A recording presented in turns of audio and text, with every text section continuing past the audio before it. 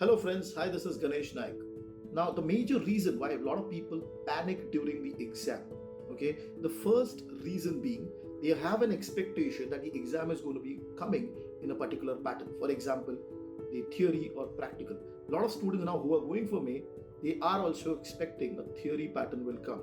But my dear friends, do not have that expectation. Be ready for both theory and calculation. If you do not have that expectation, there would be no panic in the exam because you are ready for anything.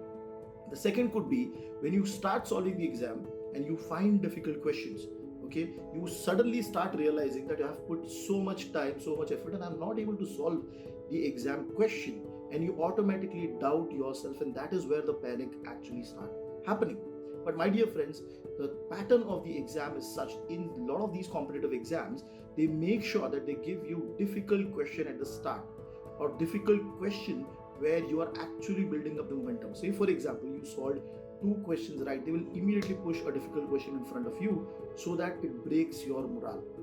Okay, so if you want to come out of that, please make sure that you have an understanding that you have to solve the entire question no matter what.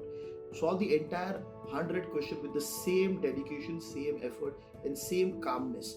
Okay, if you follow that, there will be no panic. Okay, so I hope this video is going to help a lot of students for their preparation or the exam. So please make sure that you watch more of my such videos. I'm going to be sharing like that, and also do subscribe to my YouTube channel. This will help me to grow and send a message regarding the exams preparation to a lot of students.